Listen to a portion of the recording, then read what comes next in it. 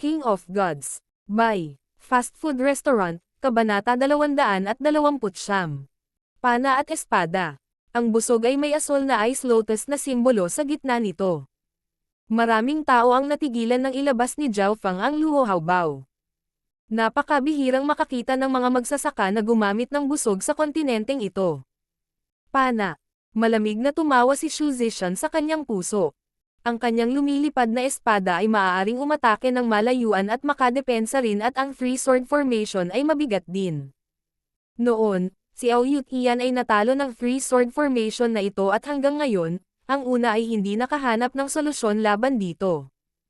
Gayunpaman, sa sandaling ito ay busog na si Zhao Fang. Nananaginip siya kung naisip niyang matatalo ng pana ang kanyang three sword formation. Jiang.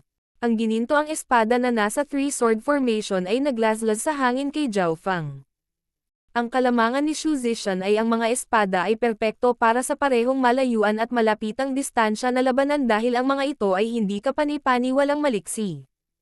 Hihihi, sa lahat ng armas, ang mga busog ang may pinakamahabang hanay. Bahagyang tumawa si Zhao Fang at sa isang flap ng kanyang yin shadow cloak at putok ng kulog, humiwalay siya kay Xu Zishan. Sa mga tuntunin ng bilis ng paggalaw, si Xu Zishan ay hindi mas mabagal kaysa kay Zhao Fang dahil ang kanyang cultivation ay nasa 7th sky, ibig sabihin, wala siyang anumang halatang kahinaan. Ngunit, kung nais ni Xu Zishan na kontrolin ang lumilipad na espada at pag-atake ng sabay, ang kanyang bilis ay bababa ng husto.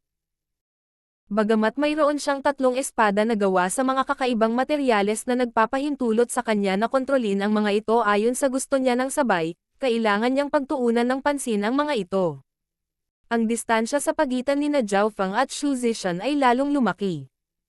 Ang lugar ng entablado ay sapat na malaki para kay Zhao Fang na kumilos.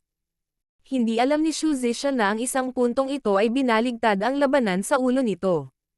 Ang tatlong lumilipad na espada ni Xu Zishan ay malapit lahat sa high-grade mortal weapons at pagkatapos na espesyal na huwad, sila ay naging isang pamilya na madaling kontrolin ng una. Kapag nabuo na nito ang three sword formation, ang kapangyarihan ay tumataas ng malaki. Napagtanto ni Zhao Fang na ang kalamangan ni Xu Zishan ay nagmula sa kanyang tatlong espada. Masyadong nakakatakot ang kapangyarihan ng three sword formation at kahit si Aoyut Ian ay matatalo kung haharapin niya sila ng direkta. Hindi ito nagawang harangan ni Zhao Fang, kahit nagamit ang kanyang lightning wind palm maliban kung umabot ito sa ikapitong antas. Sa apat na bituin, malamang si Kang Yuyu lang ang nakalusot sa three sword formation ni Xu Zishan. Beng! So! Kinuha ni Zhao Fang ang luho haobaw at nagpadala siya ng mga sumisipol na arrow halos sa bilis ng tunog kay Xu Zishan. Isang nakakatakot na lamig sa gitna ng pagkaluskos ng kidlat ang sumalubong sa mga lumilipad na espada ni Xu Zishan. Isang palaso, dalawang palaso, tatlong palaso.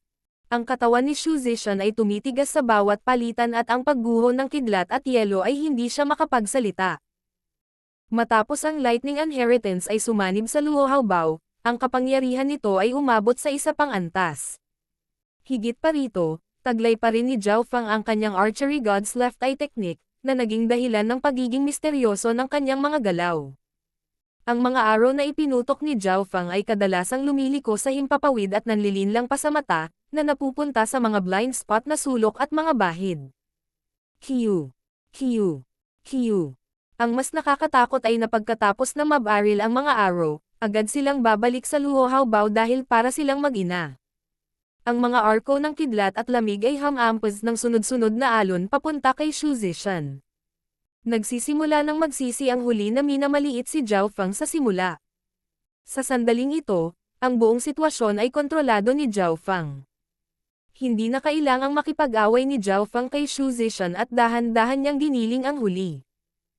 Walang pag-aalinlangan, ang saklaw ng mga pag-atake ng luho haobaw ay higit pa sa lumilipad na mga espada ni Xu Zishan. Halos hindi mapamahalaan para sa mga nasa Ascended Realm na kontrolin ang mga lumilipad na espada at dahil lamang sa kakaiba ang material ng mga lumilipad na espada kaya na-control sila ni Xu Zishan. Sa mga tuntunin ng saklaw, ang luho haobaw ni Zhao Fang ay maaaring umabot ng ilang milya at ang mga arrow ay maaaring umabot sa bilis ng tunog. Sa kabilang banda, Ang lumilipad na mga espada ni Shu Zishan ay limitado sa 20 yarda o higit pa. Kung lalampas sila sa saklaw na ito, bababa ang kapangyarihan ng formation. 50 yarda ang kanyang limitasyon. Sa makatuwid, maaari lamang ipagtanggol ni Shi Zishan. Ngunit ang lamig at kidlat ng Luo Haobai ay magpapababa sa kanyang bilis ng kalahati. Kinailangan ni Shu Zishan na gamitin ang kanyang true force bawat segundo upang labanan ang pagguho ng lamig at kidlat. Beng! So! Ang opensa mula sa Luo Haobai ay naging mas mabangis. Ang bawat Luo Hao arrow ay maaaring hamarang sa isang lumilipad na espada at mabilis na bumalik sa busog upang ibalik ang enerhiya nito. Ang lakas at bilis ng bawat arrow ay maaabot ang rurok nito. Ang tatlong lumilipad na espada ni Shu Zishan ay nakapalibot sa kanyang katawan at hinaranggan nila ang nakamamatay na kasanayan sa archery ni Zhao Feng gamit ang mga tunog. Ding ding ding. Ngunit sa ganitong paraan, ang enerhiya na kanyang ginugol ay napakahusay dahil kailangan niyang kontrolin ang three sword formation at labanan ang pagguho ng kidlat at lamig sa parehong oras.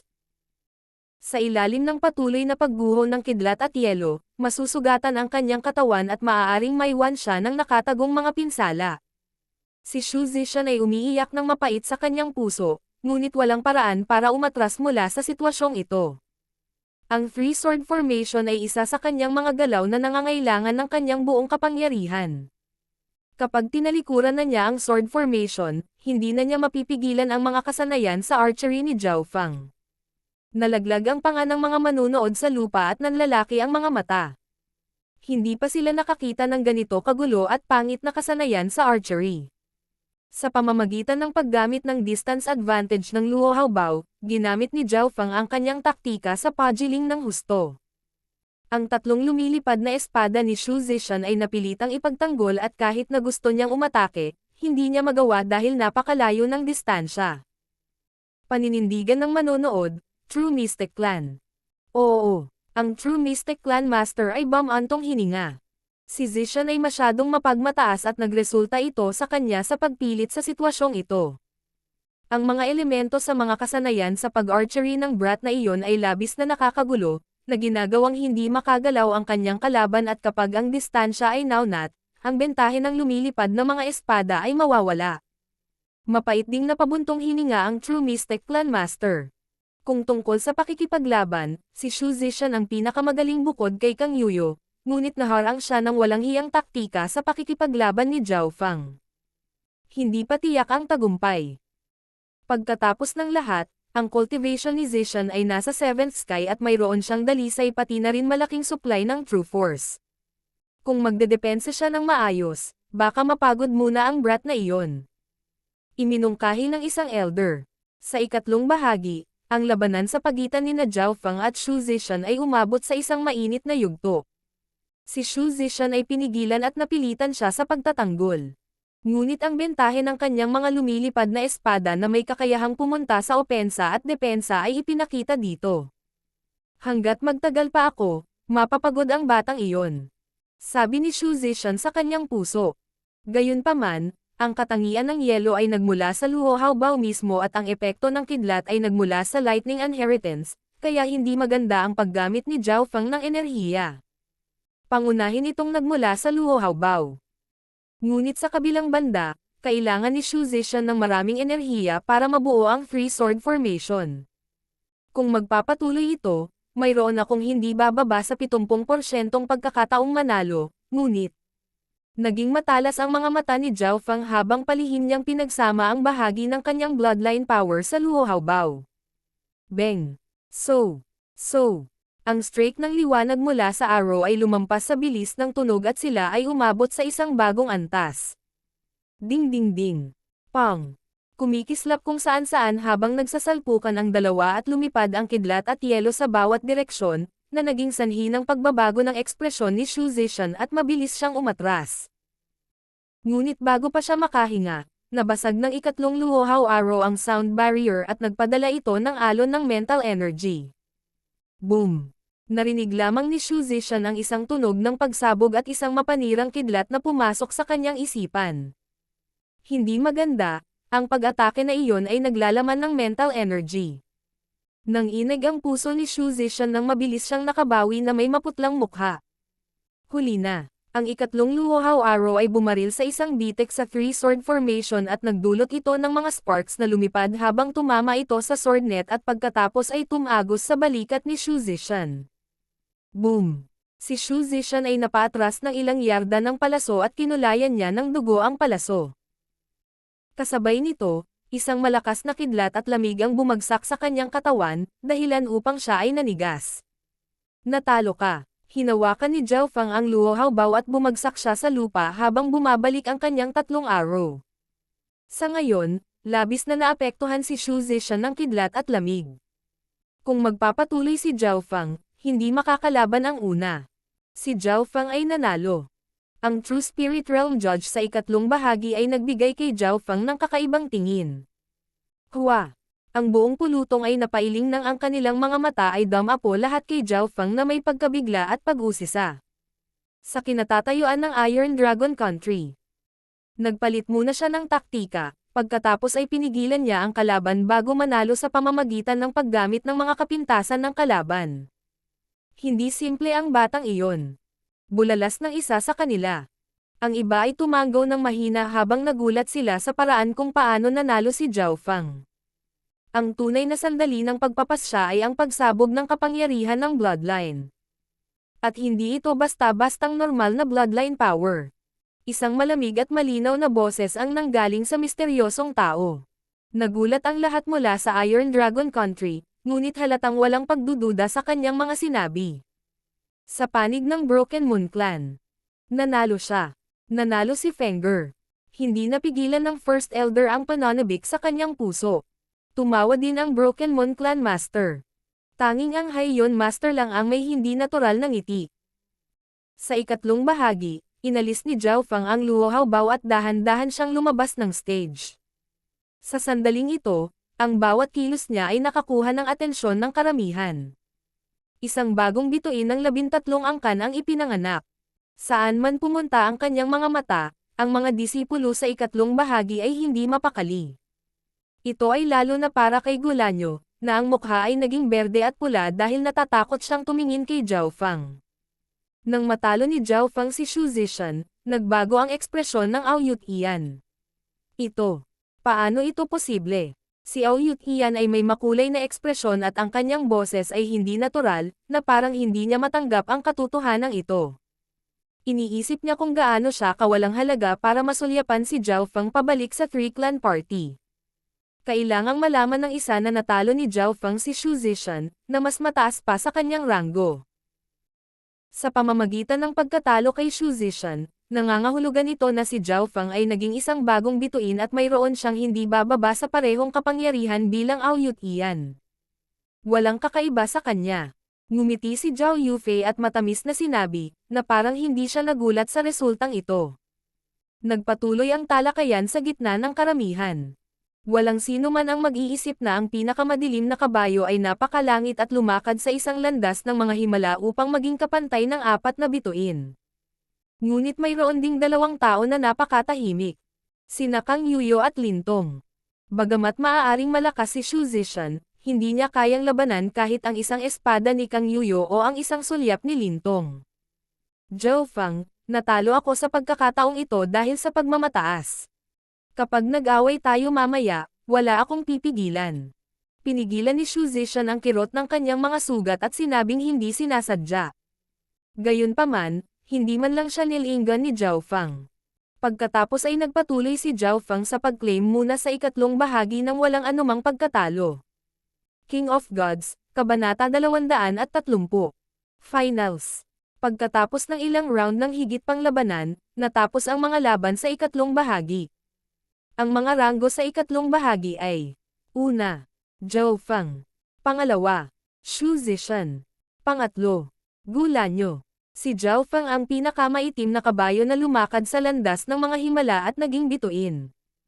Kasabay nito, ang mga unang hakbang ng iba pang mga lugar ay natapos na o malapit ng magwakas. Ayon sa mga alituntunin ng Alliance Banquet, bawat bahagi ay pipili ng 3 henyo para makapasok sa finals. Ang finals ay mauukit sa kasaysayan at ito ang magpapasya sa kanilang kapalaran. Ang mga nakarating sa nangungunang 10 ay makakatanggap ng maraming gantimpala at ang nangungunang 3 ay may pagkakataong makapasok sa Origin Core Ruins. Ang unang pwesto ay tatanggap ng pinakamalaking premyo, ang Shedding Spiritual Peel.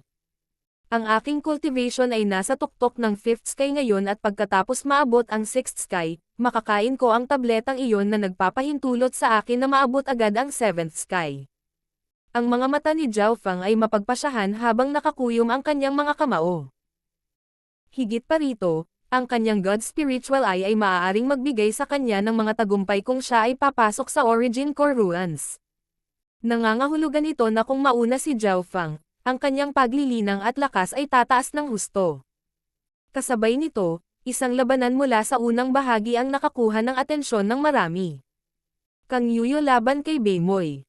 Ang huli ay isa ring maitim na kabayo. Jiang. Isang pulang ilaw ang kumislap sa hangin na parang binubuksan nito ang langit.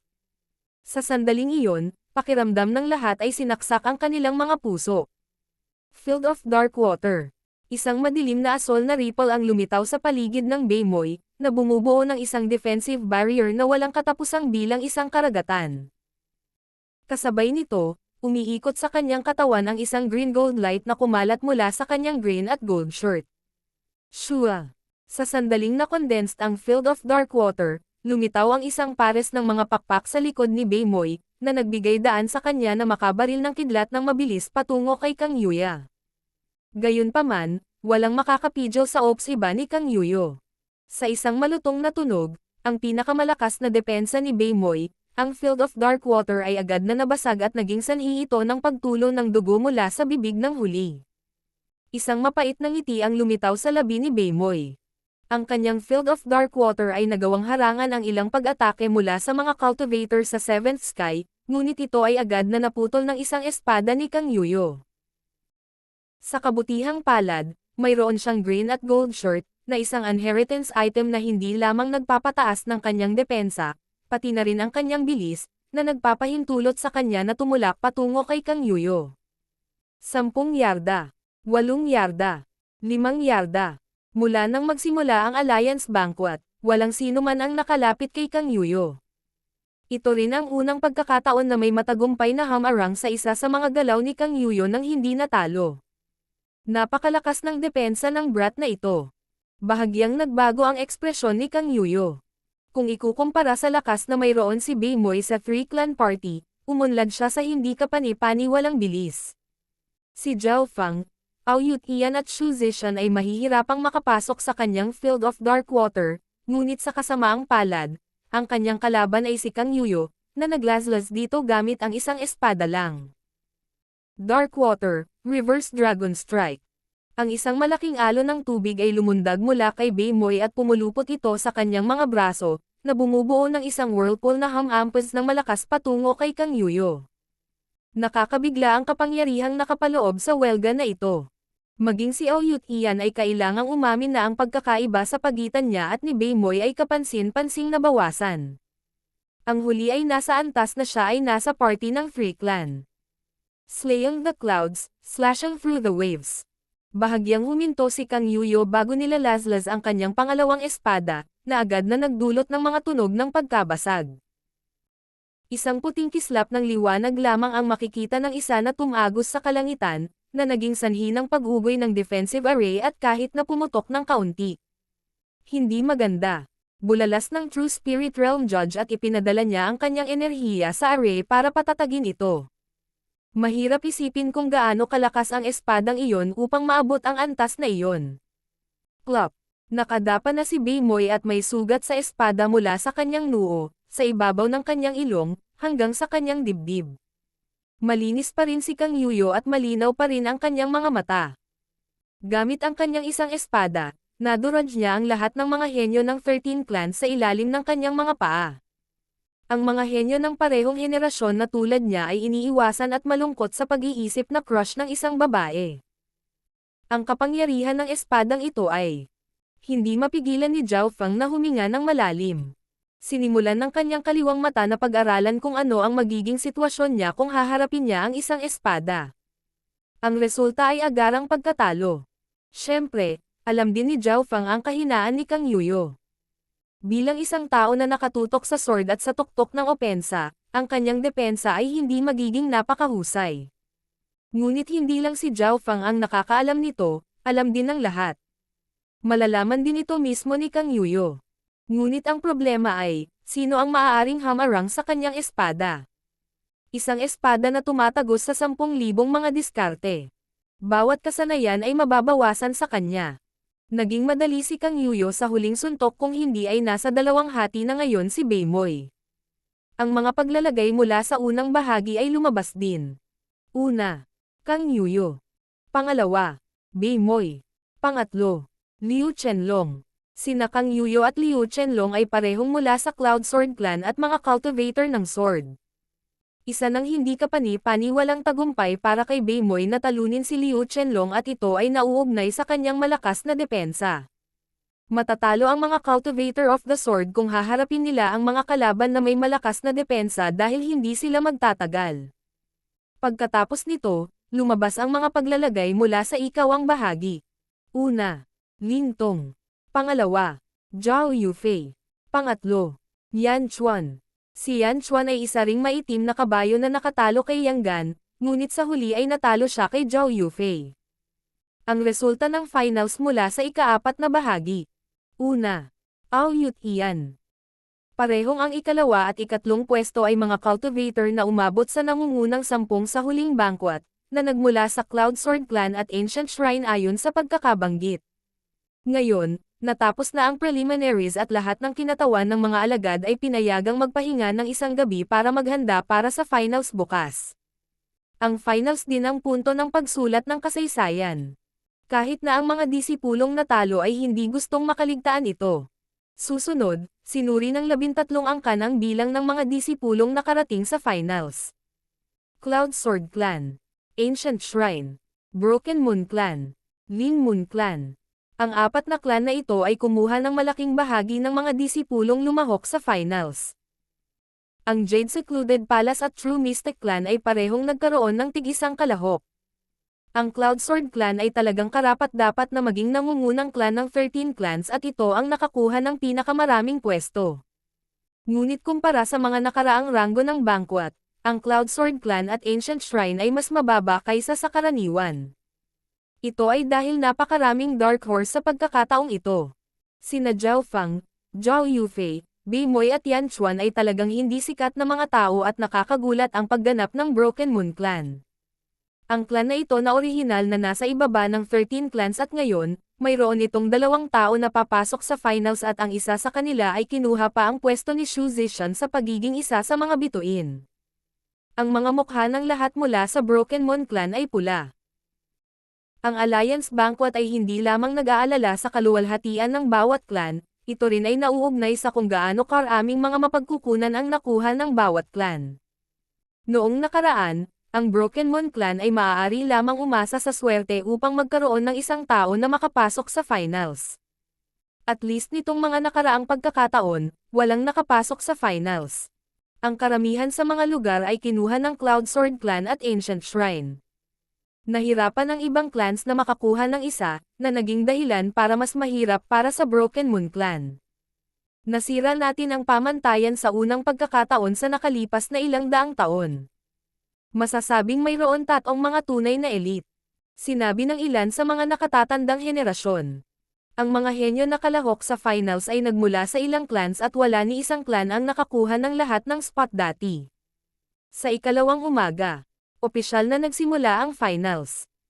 Ang mga disipulong kalahok ay na-refresh ang kanilang sarili at naabot na nila ang kanilang pinakamataas na estado. Ang 4 na area ay pinagsama sa isang napakalaking lugar, ang finals area. Ang mga hangganan ay lubhang nadagdagan. Ang 12 prodigy ay nakaupo sa kani-kanilang posisyon sa harap ng huling lugar, habang ang mga manunood ay medyo malayo. Ang minsan sa 10 taon na Alliance Banquet ay pumasok sa huling yugto at ito ay papasok sa mga talaan ng kasaysayan at makaakit ng maraming manunood. Ang mga bansang malapit at ang 13 clans ay may mga tao dito. Bagamat hindi gaanong kalakihan ang mga manunood, lahat ng naroroon ay mga elite ng mas bata o mas matandang henerasyon. Ang unang labanan. Kang Yuyu vs Chi Jiu. Inihayag ng isa sa 4 na hukom, na nasa bawat sulok. Inaamin ko ang pagkatalo ko. Ang kabataang nagngangalang Chijiyo ay ngumiti ng mapait at siya ay sumuko. Siya ay nagmula sa parehong clan bilang Kang Yuyo. Ang ikalawang labanan. Lintong vs Baymoy. Si Lintong na nakadamit ng itim at si Baymoy na berde at ginto ay lumakad papunta sa arena at tumayo sila ng 100 yarda ang layo. Si Baymoy ay hindi isang taong madaling umamin ng pagkatalo at isang pares ng berdeng pakpak ang nakalabas mula sa berdeng gintong kamiseta habang ang isang whirlpool ay nabuo sa kanyang braso na hamampes kay Lintong. Heavenly Absent Eyes. Naging madilim ang mga mata ni Lintong at tila naging bangin na may pulang ilaw sa gitna na tila humihigop sa kaluluwa ng isang tao. Sa sandaling ito, si Lintong ay parang Panginoon ng impyerno habang malamig niyang tinitigan si Baymoy. Plop! Bumagsak si Baymoy sa lupa na basang-basa sa malamig na pawis na may nakasulat na takot sa kanyang mukha. Aano ito posible? Mahaharangan man lang niya ang unang espada ni Kang Yuyo, ngunit sa pagharap kay Lintong, na ginamit kaagad ang kanyang Heavenly Absent Eyes, natalo siya sa isang sulyap lang. Sa tuwing umaatake si Lintong, lahat ay magagalaw. Parehong nag-iingat sina Shu Zishan at Aoyut Ian sa kanilang mga mata. Kahit na ang isang kasing lakas ni Kang Yuyo ay nagbago ang ekspresyon. May 2 tao na hindi matalo sa Alliance Banquet. Sina Kang Yuyo at Lintong. Ang isa ay matatalo sa isang espada o sa isang sulyap. Zhao Feng vs Yan Chuan. Maya-maya ay oras na ni Zhao Feng. Hindi mahirap para sa lahat na mapagtanto na ang mga taong mas malakas ang unang dumating. Hahaha. Tingnan ko kung gaano kabigat ang kaya ng star. Tumawa ng malakas si Yan Chuan ng bomb-alot sa kanyang katawan ang ginto at tansong liwanag. Kaagad pagkatapos noon, lumitaw ang isang nagniningas na simbolo. Sa 4 na bituin, kinatakutan at iginagalang lamang niya sina Kang Yuyo at Lintong. Para naman kina Shu Zishan at Aoyut Ian, nag-iingat din siya sa kanila. Ngunit kay Zhao Feng, isang bagong bituin, hindi siya. King of Gods, Kabanata 231. Bloodline Battle. Mula sa pananaw ni Yan Chuan, si Zhao Feng ay lubos na umasa sa swerte para talunin si Shu Zishan. Hanggat hindi siya magiging madali o minamaliit ang kalaban, naniniwala siya na kahit hindi niya matalo si Zhao Feng, hindi pa rin siya matatalo ng ganoon kabilis. Sa makatuwid, hindi inisip ni Yan Chuan na si Zhao Feng ay hindi makapaniwala at karapat-dapat sa titulo ng isang bituin. Brother Zhao, ingat ka. Ang diskarte sa pagpapalakas at depensa ng katawan ng lalaking iyon ay umabot na sa isang kahanga-hangang antas. Babala ni Yang Gan kay Zhao Feng. Natalo si Yang Gan kay Yan Chuan noon. Tumanggaw si Zhao Feng at naglakad siya papunta sa arena. Magsimula. Sa segundong tumunog ang boses ng hukom, si Yan Chuan ay parang gintong mandirigma habang sinisingil niya si Zhao Feng. Ramdam ng huli ang hindi kapani-paniwalang lakas na taglay ng pisikal na katawan ni Yan Chuan. Kahit na ang isang elepante ay dudurugin niya hanggang sa mamatay. Sa mga tuntunin ng pagpapalakas ng katawan, malamang na walang makakatalo sa kanya sa mga nakababatang henerasyon sa Alliance Banquet. Nang si Yan Chuan ay nagkakaroon ng momentum, ang emblem ng apoy ay naging mas maliwanag, na naging isang bola ng apoy. Naramdaman ni Zhao Feng na bahagyang naapektuhan ang bilis ng kanyang paghinga at daloy ng dugo at nagmula ito sa natural na reaksyon dahil sa pagkakaiba ng lakas ng katawan. Gayunpaman, ang kabuuang lakas ay hindi nakadepende lamang sa pisikal na katawan ng isang tao kung hindi ay iiwas sina Kang Yuyo at Lintong sa gilid ni Yan Chuan.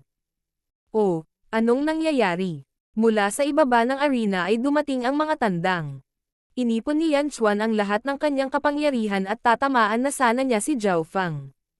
Ngunit hindi man lang gumagalaw ang huli.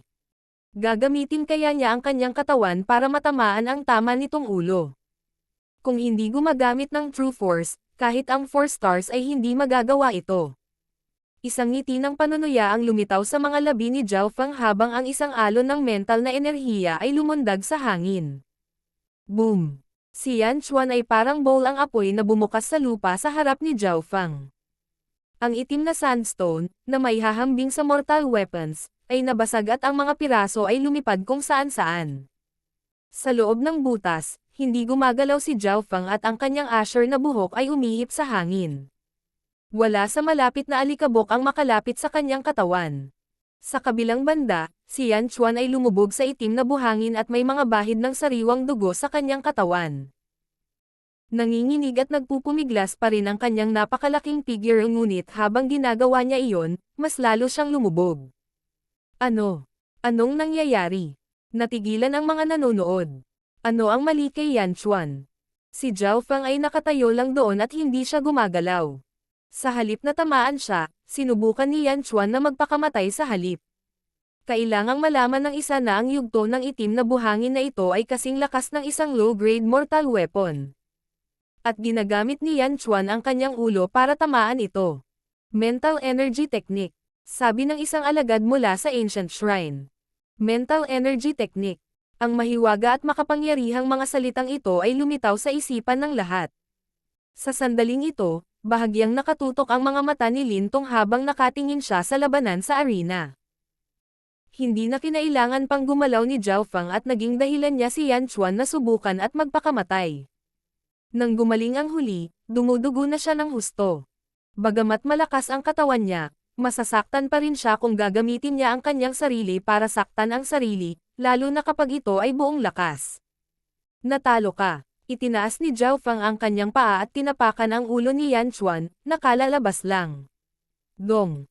Si Yan Chuan ay dumura ng isang subo ng dugo at nawalan ng malay. Si Zhao Feng ang nanalo. Ang hukom ay tumingin ng kakaiba kay Zhao Feng. Hanggang sa umalis ang huli sa arena ay naintindihan ng mga manonood ang nangyari. Nang gawin nila iyon, lahat sila ay huminga ng malamig. Sa puntong ito, si Zhao Feng ay mas misteryoso at makapangyarihan sa kanilang mga mata. Para sa malapit na labanan, mayroon siyang lightning wind palm at para sa long distance, mayroon siyang luho bao pati na rin ang kanyang mental energy techniques. At ang bawat isa sa kanila ay napakalakas. Pagkaalis ni Zhao Feng sa arena, umakyat si Ouyut Ian. Ang kalaban ni Ouyut Ian ay si Chi Jiu, na ang mga diskarte sa espada ay mas mababa lamang kaysa kay Kang Yuyo. Sa ilalim ng normal na mga pangyayari, kailangang subukan ni Ouyut Ian ng kaunti upang talunin si Chi Jiu. Moon God War Body. Isang pilak na liwanag ang namuo sa paligid ng Ouyut Ian, na naging dahilan ng pagbabago ng huli. Shua. Sa sumunod na sandali, si Ouyut Ian ay naging liwanag ng buwan nang tumama kay Chi Jiu sa isang kisap mata. Hindi naman mahina ang mga nakapasok sa finals. Pinutol ni Chi Jiu ang kanyang espada ng kasing bilis ng kidlat, na gumiling sa lahat sa loob ng ilang yarda na radius sa pulbos. Crack! Naramdaman na lamang ni Chi Jiu ang pagdagsa ng unblockable power na tumama sa kanya at agad siyang nagluwa ng isang subo ng dugo. Nag-usap ang mga manonood. Ang espada ni Chi Jiu ay tumama sa katawan ni Ouyut Ian, ngunit naharang ito ng pilak na ilaw sa paligid ng Ouyut Ian at ang huli ay hindi nasaktan. Kailangang malaman ng isa dahil nilinang ni Chi Jiu ang espada, ang kanyang hampas ay maaaring magbanta sa mga nasa 7th sky, ngunit hindi ito pinansin ni Ouyut Ian. Sa mga tuntunin ng depensa, si Ouyut Ian ay mas malakas lamang kaysa kay Beimoy at ang kanyang opensa at bilis ay higit pa sa huli. Sinuri ni Zhao Feng. Upang maangkin ang titulong bituin, talagang may kapangyarihan si Ouyut Ian. Tulad nito, ang bagong 4 na bituin ay nakipaglaban sa kanilang mga unang laban. Agad nilang natalo ang kanilang mga kalaban sa isang galaw lang at tumayo sila sa mas mataas na antas kaysa sa iba. Nagpatuloy ang mga laban. Ayon sa mga patakaran, kailangan ng lahat na lumaban ng 11 laban. Nangangahulugan din ito na lahat ay lalaban sa lahat at ang taong may pinakamaraming panalo ay mauna sa ranggo. Kung may nanalo sa lahat ng 11 laban, sila ang mauuna. Siyempre, posible rin na may mauna sa pamamagitan ng pagkapanalo lamang ng 10 laban dahil ang ilan sa mga kalaban ay maaaring perpektong kontrahin ka. Ang unang round ng mga laban ay malapit nang natapos at ang 4 stars ay madaling nanalo. Makalipas ang kalahating araw, nagsimula ang ikalawang round ng mga laban. Ang sitwasyon sa ikalawang round ng mga laban ay nagbago at ang mga bituin ay nagkaroon ng posibilidad na labanan ang isa't isa. Pero sa pagkakataong ito, hindi nagkita ang 4 stars. Gayunpaman, nagkita sina Kang Yuyo at Xu Zishan. Itinulak ni Xu Zishan ang kanyang 3-sword formation sa pinakamataas na antas, ngunit naharangan lang niya ang dalawang galaw at natalo siya ng ikatlong galaw. Ngunit kahit na noon ay ito ang tala sa ngayon. Si Kang Yuyo ay gumamit ng 3 strike laban sa kanya, samantalang 2 lang ang ginamit laban kay Bemoy. Sa ikalawang laban, ang kalaban ni Zhao Fang ay si Gulanyo. Inaamin ko ang pagkatalo ko. Mapait na ngumiti si Gulanyo at sumuko. Paano niya malalaman na naging madali si Zhao Fang sa kanya sa unang laban at mabait sa kanya? Nagkaroon ng kapana-panabik na labanan sa ikalawang round at ito ay sa pagitan ni Ao Yutian at Zhao Yufei. Inakala ng lahat na dahil nagmula sina Zhao Yufei at Ao Yutian sa iisang clan, susuko ang una. Ngunit hindi ginawa ni Zhao Yufei. Sa halip na magalit, natuwa si Ao Yutian. Kapag natalo ka sa akin ng diretso, mauunawaan mo ang pagkakaiba natin. Moon God War Body. Ginamit ni Ao Yutian ang kanyang sikat na kasanayan at hindi siya naging madali. Ito ay dahil, nagkaroon siya ng pagkakataong makuha ang puso nito at purihin o hahangaan siya ni Zhao Yufei, tulad ng kasama niya si Zhao Fang. Ang mga gantimpala para sa nangungunang tatlo na iniuugnay sa kapalaran ng isang tao at hindi aalisin si Ao Yutian para dito. Paumanhin tungkol dito Brother Ao. Bahagyang ngumiti si Zhao Yufei nang lumitaw ang malabong berdeng True Force sa kanyang balat na kasing perpekto ng kristal. Mula sa malayo, tila ang balat ni Zhao Yufei ay hindi gawa sa dugo at buto kundi isang kristal na inukit, na nagbibigay sa lahat ng ilusyon na siya ay isang diyosa. Pang! Isang berdeng lotus na namuo mula sa liwanag ang lumitaw sa kamay ni Zhao Yufei, na hamarang sa pag-atake ni Ao Yutian. Sa mga tuntunin ng lakas, mayroon pa ring pagkakaiba sa pagitan ng dalawa, kaya napaatras si Zhao Yufei ngunit pamitik siya sa hangin na parang isang diyosa bago umatake. Sa mga manonood ng Iron Dragon Country, ang kakaibang bloodline.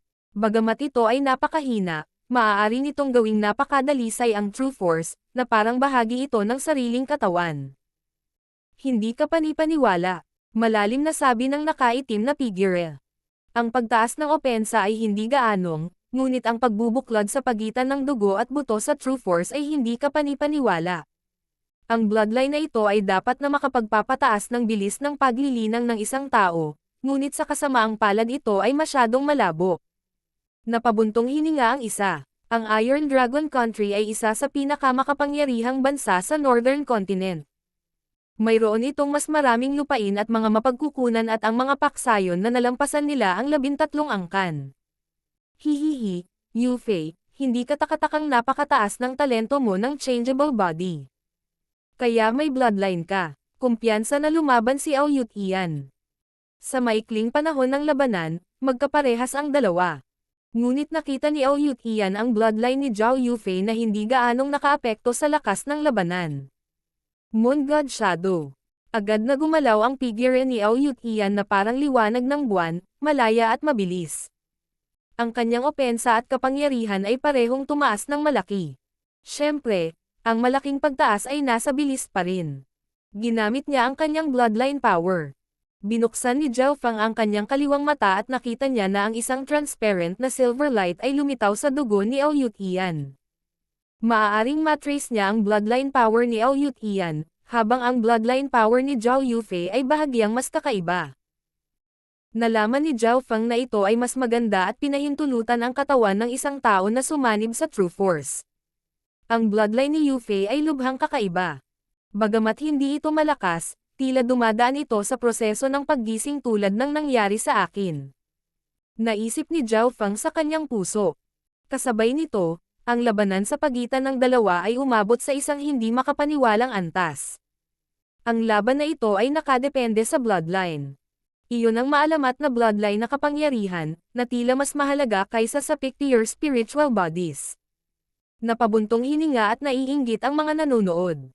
Ang mga bloodline ay napakabihira, ngunit isang bagay ang maaaring makumpirma. Ang mga may bloodline ay may mas maraming pakinabang kaysa sa mga wala. Sa 4 na bituin, parehong may mga bloodline na kapangyarihan sina Lintong at Ao Yutian. Ngayon ay may isa pa, si Zhao Yufei, na makakalaban kay Ao Yutian sa maikling panahon. Siyempre, mayroon ding bloodline power si Zhao Fang, ngunit dahil minsan lang niya itong ginamit ng palihim, ang mga mula sa Iron Dragon Country lamang ang nakakita ng kung ano. Si Zhao Feng ay partikular na tumingin sa mga bloodline na kapangyarihan sa mga tala sa clan. Ang mga kapangyarihan ng bloodline ay parang mga mana, ngunit sila ay ipinasa sa pamamagitan ng mga jin. Kung ang laki, hitsura at maging ang katalinuhan ay maipapasa sa mga henerasyon, ang mga espesyal na kapangyarihan na ito ay maaari ding maipasa. Kung ang isang tao ay may bloodline na kapangyarihan, nangangahulugan ito na ang isa sa kanilang mga ninuno ay napakalakas. Ngunit walang nakakaalam kung gaano kalakas ang kailangan para sa kanilang mga anak upang makakuha ng kapangyarihang ito sa bloodline. Ayon sa mga tala na binaligtad ni Zhao Feng, kailangan ng isa na maabot man lang ang Void God Realm o mas mataas para makuha ng kanilang mga anak ang kanilang bloodline power. Kahit ang mga nasa Origin Core Realm ay hindi magawa iyon. King of Gods, Kabanata 232. Labanan ng mga bagong bituin. Ang 7 realm na kilala sa mundo ay Consolidated Realm, Ascended Realm, True Spirit Realm, Origin Core Realm, Void God Realm, Mystic Light Realm at Heavenly Divine Realm. Kapag naabot ng isa ang Void God Realm o mas mataas, ang kanilang mga inapo ay may kakayahang magmana ng isang bloodline na kapangyarihan. Malamang, kung may nakarating sa Heavenly Divine Realm at nakilala ng langit at lupa, halos lahat ng kanilang mga inapo ay makakatanggap ng bloodline na kapangyarihan. Ang pinagkaiba lang ay kung gaano kalakas ang bloodline at ang oras ng paggising. Ngunit ang pinakamataas na kaharian na naruroon sa kontinenteng ito ay ang Origin Core Realm lamang. Sa nakalipas na 10,000 taon, ang Scarlet Moon Patriarch lamang ang nagkaroon ng pagkakataong maabot ang Void God Realm. Mukhang napakahabang kasaysayan ng mga taong may bloodline powers at ang konsentrasyon ng bloodline ay lumalabo at humihina dahil sa paglipas ng panahon. Ang mga pagkakataong magising ay mas mababa din. Sinuri ni Zhao Feng at napagtanto niya na ang kasaysayan ng mga bloodline ay hindi simple.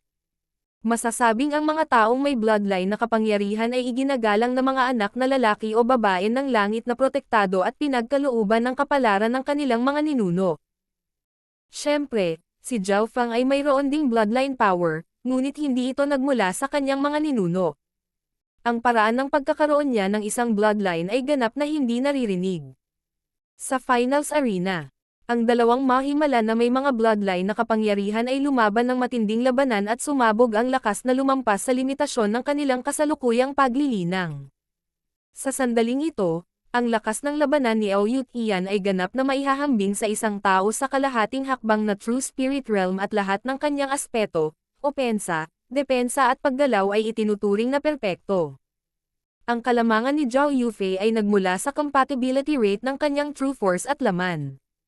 Ginawa nitong mas dalisay ang kanyang True Force kaysa sa iba at ang puwersa nito ay 1.5 beses na mas malakas kaysa sa iba. Ang kanyang mga buto ay magiging transparent at kumikinang kapag ang kanyang True Force ay sumanib sa kanila. Dahil dito, ang kanyang katawan ay mabilis na umindayog sa hangin na parang duwende at kahit na hindi siya kasing bilis ni Aoyut Ian, siya ay mas maliksi. Ngunit pagkatapos ng 40 hanggang 50 galaw, tuluyang natalo si Zhao Yufei.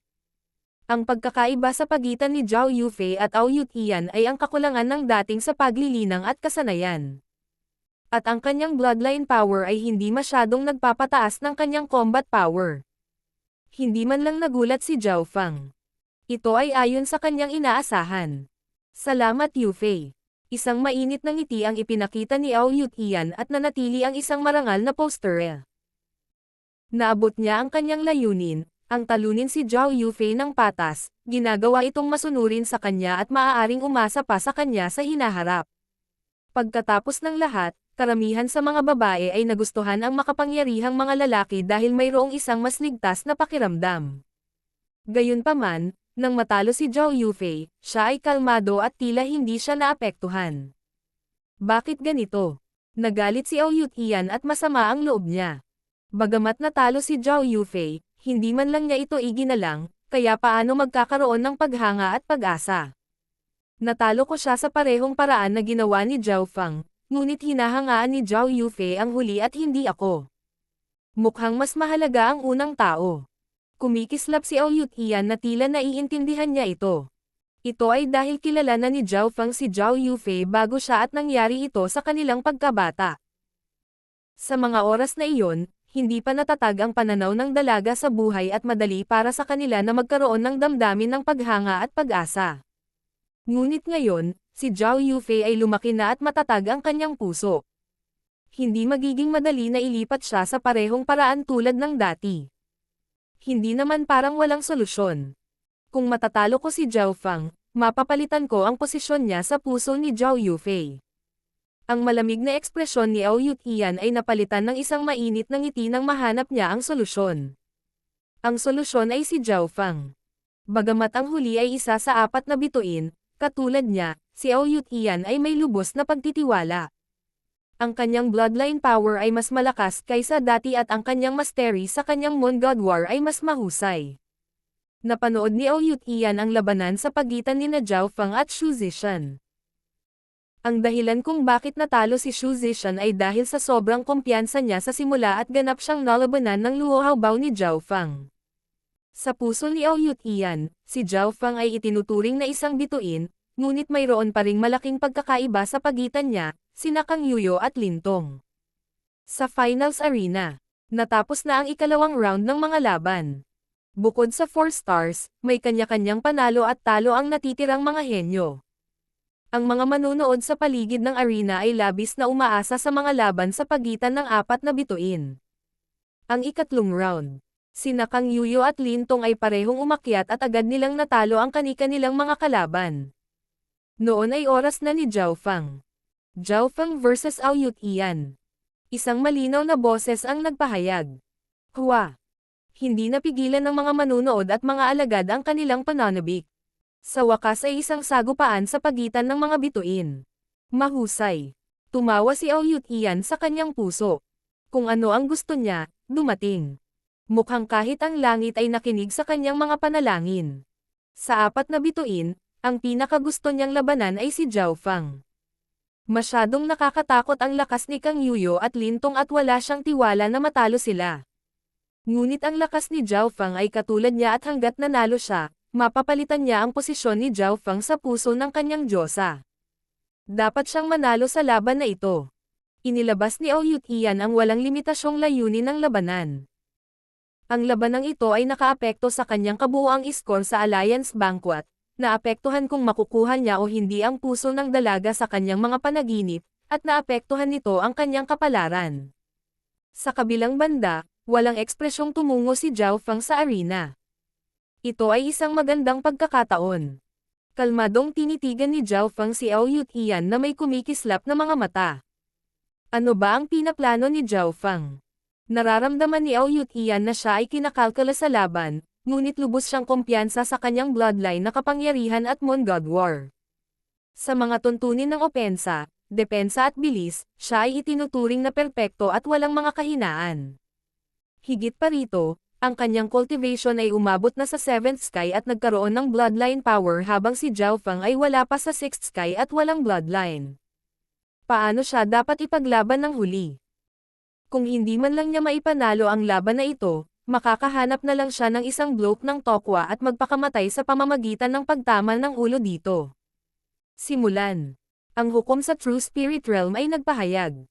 Hindi agad nakakilos si Ao Yutian at sa halip ay sinimulan niyang i-circulate ang kanyang bloodline power. Moon God War Body. Isang pilak na liwanag ang nabuo sa paligid ni Ao Yutian at mabilis na tumaas ang kanyang aura, sapat na para durugan ang mga normal na cultivator sa 5th sky nang walang pagtutol. Lightning Wind Palm. Ang figure ni Zhao Feng ay napaliligiran ng mga arko ng kidlat habang sinusugod niya si Ao Yutian. Baliw ba ang lalaking ito? Napatalon sa takot si Ao Yutian, tila darating si Zhao Feng para punatin siya. Moon God's Palm. Ang kanang kamay ni Ao Yutian ay naglabas ng isang maliwanag na sinag ng pilak na liwanag ng buwan na nabuo sa hugis ng isang espada bago bumangga sa lightning wind palm ni Zhao Feng. Pang! Sa gitna ng kaluskos ng kulog, sumabog ang dalawang nakakatakot na puwersa ng enerhiya. Naramdaman ni Ao Yutian na bahagyang namamanhid ang kanyang palso at katawan. Boom! Napilitan si Zhao Feng pabalik ng ilang yarda. Sa ilalim ng ulo sa pag-aaway, Ipinakita ng perpektong opensa at depensa ni Aoyut Ian ang husay nito. Dance of Wind and Lightning. Bahagyang napabulala si Zhao Feng habang ang mga arko ng kidlat ay kumikislap kay Aoyut Ian na parang bagyo. Sa pagkakataong ito, ang Lightning Inheritance ni Zhao Feng ay ganap na nagamit at ang mastery ng Lightning Wind Palm ay malapit na sa pinakamataas na antas ng 6th level. Napakalakas ng kidlat. Naramdaman na lamang ni Aoyut Ian na ang hangin ay napuno ng mapanirang aura. Pinaikot niya ang kanyang bloodline power para ay condensed ang silver light sa paligid niya at ang mga arcs ng kidlat ay mabilis na nawala nang lumapit ito kay Aoyut Ian. Sa mga tuntunin ng depensa, si Aoyut Ian ay mas malakas pa kaysa kay Xu Zishan. Boom! Sa pangalawang palitan, napaatras ng ilang hakbang ang figure ni Zhao Feng, habang bahagyang umiling lang si Aoyut Ian. Hahaha, sa lakas mo, bakit hindi ka nalang umamin ng pagkatalo? Tumawa ng malakas si Aoyut Ian habang umabot sa langit ang hangin ng kanyang supremacy. Hanggang ngayon, nagamit lang niya ang 50 hanggang 60% ng kanyang bloodline power at madali niyang naharang ang magulong pag-atake ni Zhao Feng habang nakakakuha ng bahagyang pang-ibabaw sa parehong oras. Sinuri ni Aoyut Ian na ang forte ni Zhao Feng ay opensa at ang kanyang mental energy techniques, Lightning Wind Palm at Luo Hao Bao ay ganoon at ganoon. Sa makatuwid, kailangan lamang niyang ipagpatuloy ang kasalukuyang sitwasyon at ipagtanggol. Panalo na lang. Tai. Biglang sumigaw si Zhao Feng at isang flash ng liwanag ang pumasok sa isip ni Aoyut Ian. Kumulo ang dugo ng huli at umaalog ang Moon God War Body. Walang kwenta. Ang Moon God War Body ay may mahusay na panlaban sa lahat ng uri ng pag-atake. Si Aoyut Ian ay naging liwanag ng buwan nang magsimula siyang lumaban. Ang biglaang mental energy sound attack ni Zhao Feng ay nagkaroon ng kaunting epekto dahil sa Moon God War Body ni Aoyut Ian. Illusion Fish Lightning Arc Step. Mula sa himpapawid ay nagmula ang hagong ng kulog at naging mabilis at misteryoso si Zhao Feng. Ang Yin Shadow Cloak sa kanyang likod ay paminsan-minsan ay pumutok at naging madilim na blur. Kaagad, dalawang mabaliw na mabilis na figure ang nagsimula ng palitan ng mga nakamamanghang suntok. Nakabuka ang panga ng mga manunood sa paligid ng arena. Ang mga galaw ni Zhao Feng at Aoyut Ian ay umabot na sa tugatog. Maging sina Kang Yuyo at Lin Tong ay kailangang bamantong hininga. Sa bilis, si Zhao Feng ay kapantay ni Brother Ao lalo na kapag ginamit niya ang mahiwagang balabal. At sa mga tuntunin ng mga kaliwanagan, si Zhao Feng ang may kapangyarihan. Napaisip si Zhao Yufei. Ang Lightning Inheritance ay tumaas ng husto at ang Moon God Shadow ni Aoyut Ian at ang Bloodline na kapangyarihan ay hinayaan siyang sumanib sa liwanag ng buwan. Ngunit si Zhao Feng ay may Yin Shadow Cloak, na nangangailangan din ng kaunting Bloodline power para ma-activate ito. Sa pangkalahatan, si Zhao Feng ay may kalamangan sa bilis, ngunit si Aoyut Ian ay may kalamangan sa depensa. Sa puntong ito ay pantay ang labanan sa pagitan ng dalawang bituin. Ang dalawang figure ay naglaban pataas at pababa, patuloy na gumagalaw. Buti na lang at nasa finals arena sila na ilang milya ang laki, sapat na para makalipat ang dalawa. Ang isang normal na larangan ng digmaan ay maaaring maging isang guho sa ngayon. Nabaliw na ba si Zhao Feng? Lalo siyang nagiging mabangis sa pangalawa. Nagulat si Aoyut Ian sa kanyang puso. Si Zhao Feng ay walang anumang taktika at patuloy siyang nakikipag-away sa bawat oras. Kailangang malaman ng isang tao sa ilalim ng direktang mga sagupaan, si Zhao Feng ay hindi talaga mananaig, sa kabaligtaran, siya ay natatalo. At ang depensa ng Moon God War Body ni Aoyut Ian ay napakalakas at walang kapantay. At bagamat bahagyang nasaktan si Zhao Feng dahil dito, nagpatuloy siya sa pag-aaway. Bagamat siya ay nasugatan, ang kanyang opensa at lakas ay patuloy na tumataas. Ayaw ba ni Zhao Feng sa kanyang buhay? Sigaw ng mga alagad sa paligid. Hihihi, kaya pala. Bahagyang tumawa ang itim na figure mula sa Iron Dragon Country.